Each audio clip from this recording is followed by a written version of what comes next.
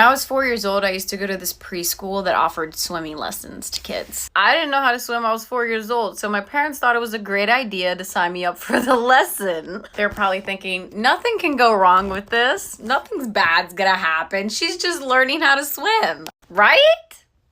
Right? The first few days of practice, everything's fine. We're in the 3 feet. I'm learning how to do the froggy. I'm learning how to do the surfer. You know the basics. Once me and the other 4-year-olds got the hang of the basics, the teachers decided to put us to the test. It's not my fault.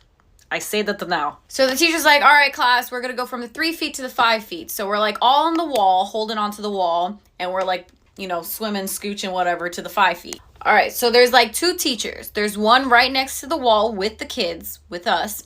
And then there's one that's in the middle of the pool. The teachers wanted us to swim from the wall to the teacher that was in the middle of the pool and then swim back.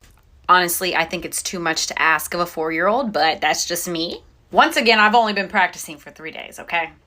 3 days. We didn't even get to the doggy paddle of the lesson. We completely skipped that. Honestly, I don't think that they were qualified. They were not qualified teachers. I rest my case. Anyways, I'm watching all the other 4-year-olds that are in front of me go first. They're doing great. Phenomenal.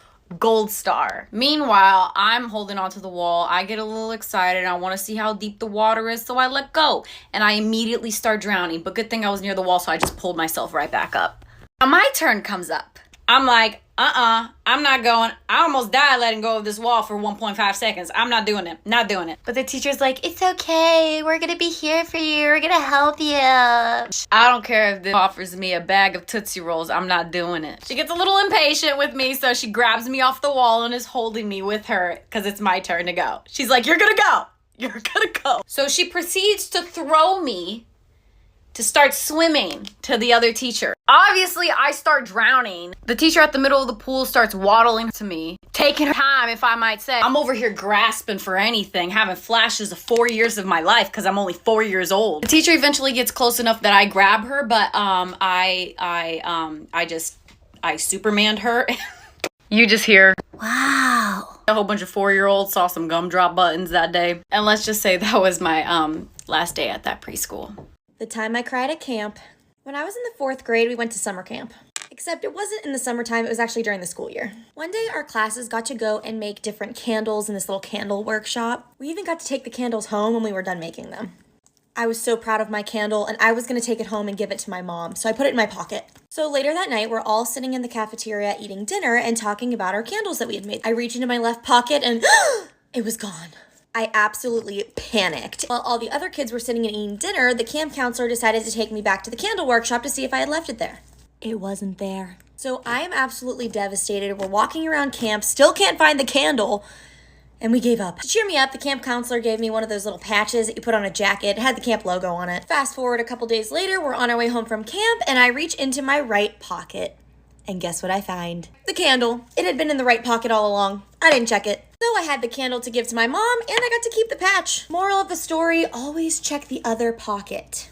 After the story time, I'm going to block my mom off of TikTok for her mental health. So in middle school, everybody was getting their tongue pierced. I don't know why it was a trend, but I wanted to hop on. I didn't want to be left out. But the difference was that these kids didn't have strict parents. I don't know where their parents was at, but my parents, on the other hand, was never going to let me do this. So being the DIY queen that I am, I decided to do it myself. So here I am after school pretending to do my homework in my room, and I grab a safety pin. Wow, super hygienic. But at least I wiped it down with some alcohol pads. And then I remembered every time I eat some raspa, it makes my tongue numb. So I was like, maybe if I chew some ice, it's going to make my tongue really numb and I'm not going to feel nothing. So here I am eating buttloads of ice in my room. And I'm standing in front of the mirror, sticking my tongue out like, And I've always had these cuts in my tongue.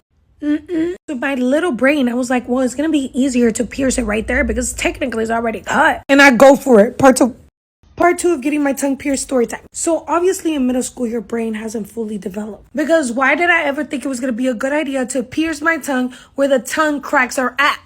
Right here. Do you see the position of these tongue cracks? They're lopsided. They're like way too close to the tip of my tongue. Symmetry out the door. Brain cells out the door. Anyways, as I'm going through my tongue cracks, it didn't help. It didn't help that my tongue is already cracked. It still was excruciating pain. On top of the fact that ice doesn't really numb your tongue. It only makes you believe that psychologically because I still felt pain. Now, obviously, I didn't have a tongue piercing earring, but I did have a brilliant idea to use these that my mom had laying around as what? Because tongue piercings have a little ball at the top, and these look like really similar. I tried bending it so it wouldn't be pucking the bottom of my mouth, but now not only my tongue was swollen, my whole mouth was too.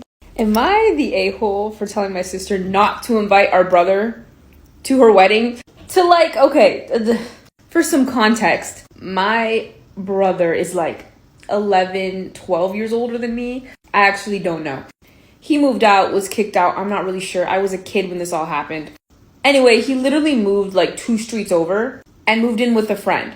Him and my dad didn't get along. He also didn't get along with my family. They treated him horribly. I get that because I'm still dealing with it.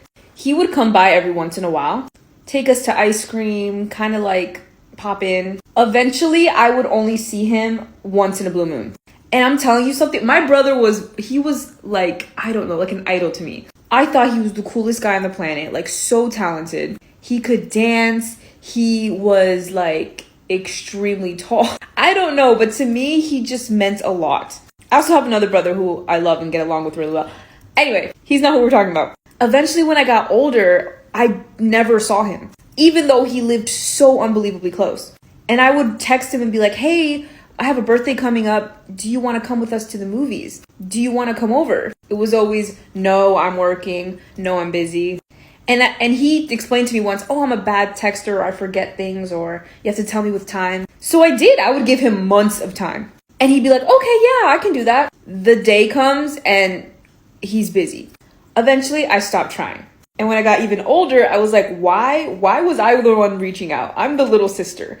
I don't want to play some sort of comparison game, but I also have an older brother who's 15 years older, who is constantly keeping in contact with us, who's reaching out, and who loves having us around, me and my sister. Now my brother's in a relationship. I think he has a kid, and we don't know anything about this.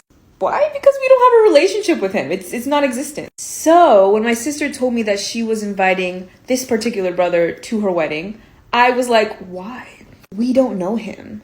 Like, we have nothing. We don't even know who he is. Is he family? Yes. Has he showed up for us? No. The other brother, the one who was always communicating with us, always showing up for us, he lives states away. Again, I emphasize, the one who ignored us completely lived streets away. That's not adding to the fact that the friend that he was staying with had a little sister who was also spending time with, who I loved. I love her. We went to the same school. But this didn't bother my sister in the slightest. But it bothered me. But I'm like, it's your wedding. You do what you want. It doesn't affect me. Apparently, he apologized to her on the phone for not really being there for us. Again, it passed. But I was not obligated to look for him, say hi to him, be excited that he was there. And I didn't. It really is just resentment. I feel bad. But he did have a baby shower and didn't invite any of us. But he invited my cousin.